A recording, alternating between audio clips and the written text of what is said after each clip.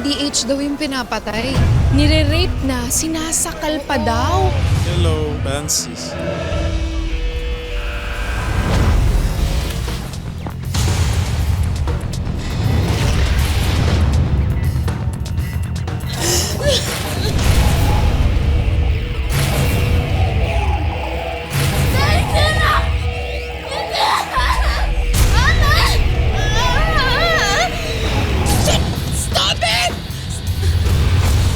What's that? Where did you get those scratches?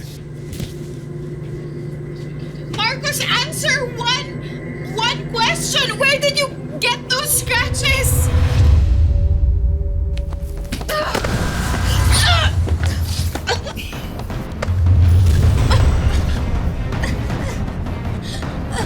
When I tell you to stop, huh? Just stop, okay?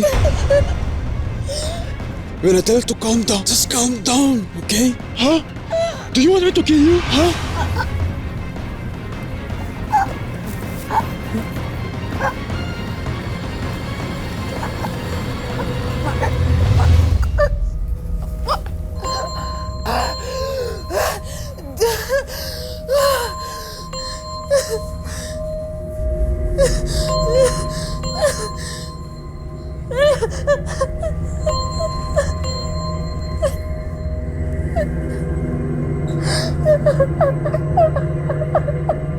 Halos sunod-sunod na natagpuan ang ilang bangkay sa Cyprus na sinasabing mga biktima ng kauna-unahang serial killing sa bansa. Pare-parehong sinakal.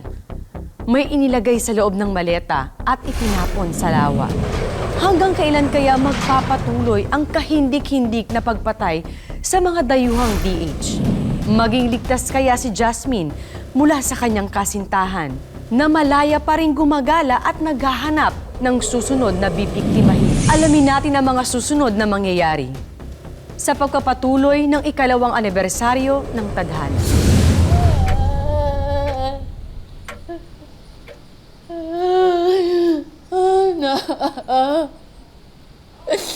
Isinusumpa ko. Hindi ako titigil hanggat hindi nahuhuling gumawa nito sa'yo. Isabalit ka, anak ko! Ipadarong ko, Isuna!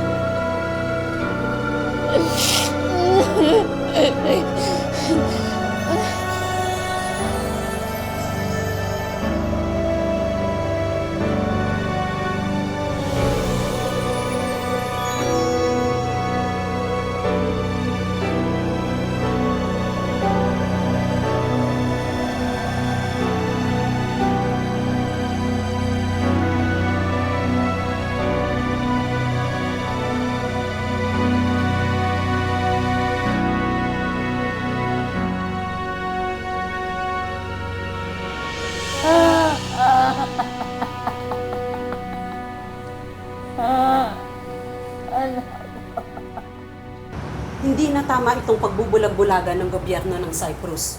Na kahit na anong tulong ang hingin natin mula sa Embahada ng Pilipinas, ay wala rin silang magagawa kung hindi aayusin ng kapulisan ng Cyprus ang pag-iimbestiga sa pagpatay sa ating mga kababayan.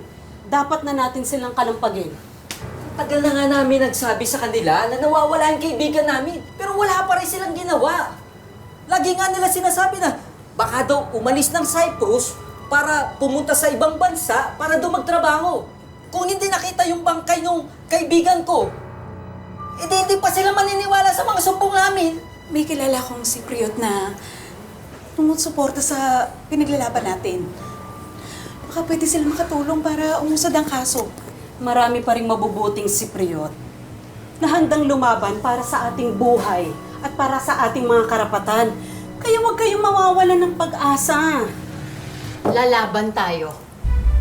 Kung kailangan sumigaw araw-araw, marinig lang nila, gagawin ko.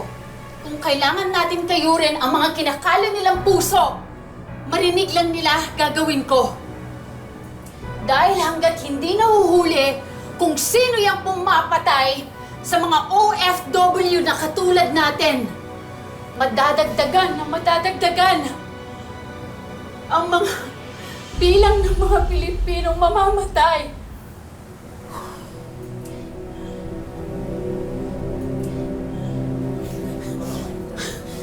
Lahat naman ng kaso natin nakakalis na. Friend? Anong problema? Kanina ka pa ganyan ah.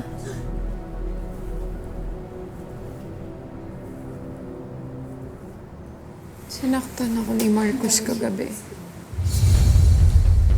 Unang beses niya yung ginawa sa akin. Just stop, okay? When I tell you to calm down, just calm down, okay? Huh? Do you want me to kill you, huh?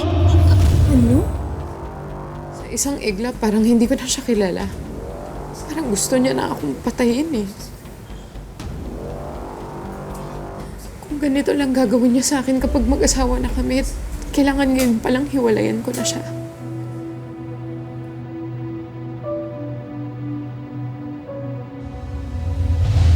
Tita?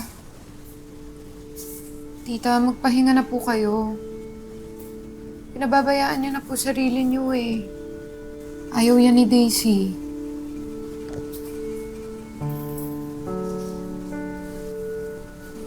Maraming salamat. Nandiyan pa rin kaya para sa akin.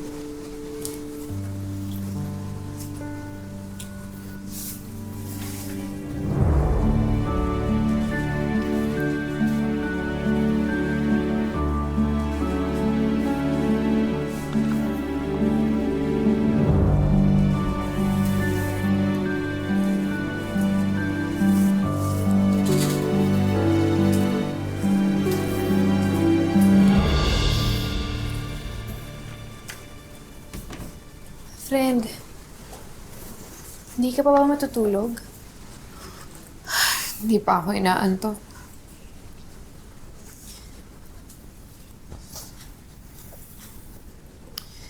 Ano na pala yung balak mo kay Marcos?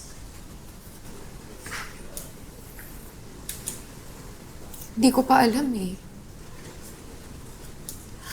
Kasi sabi ng utak ko, dapat hiwalayan ko na siya. Pero sabi ng puso ko, dapat intindihin ko siya. Kasi hindi naman biro yung binibintang ko sa kanya at sa kaibigan niya eh. May nakita lang kasi akong kalmot sa dibdib niya. Stop it! What's that? Where did you get those scratches?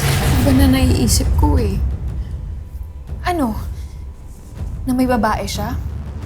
O di kaya may sinaktan siyang iba kaya may kalmot siya? Hindi ko alam. Ayaw ko siyang pagbintangan kasi baka naman nadadamay lang yun sa inis ko sa kanya sa pagtatanggol niya sa kaibigan niya. Ba't pa kasi hindi niya na lang sabihin kung nasan ba talaga yung Francis na yan? Nang matapos na yung paghihinala natin sa kaibigan niya. Ewan ko ba sa kanya?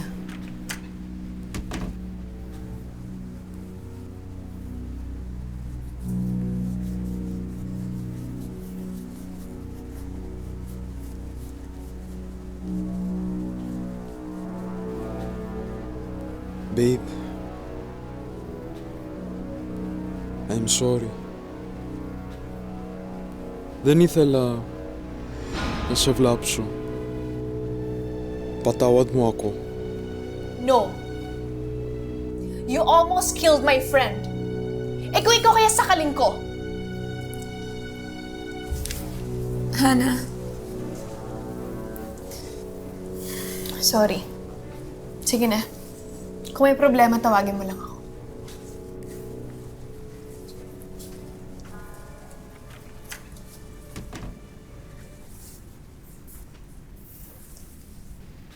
Babe, I'm sorry. I love you and I don't want to lose you.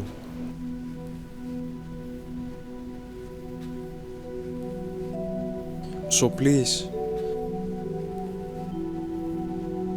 let me explain.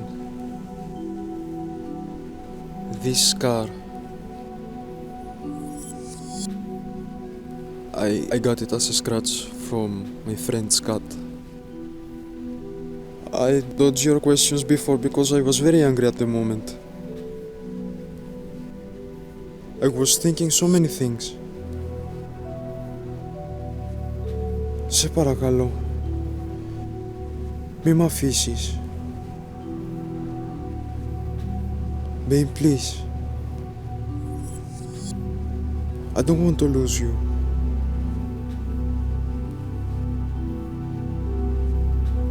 Diego Ethelo nasas kaso. But if I forgive you, you have to promise not to hurt me again.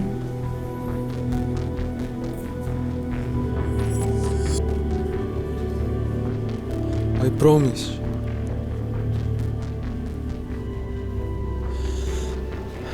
Am I forgiven?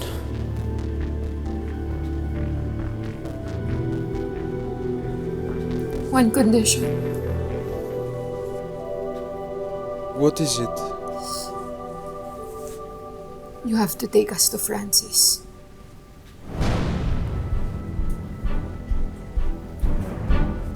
Is that what you want? I'll take you to Francis. I'll do it because I love you.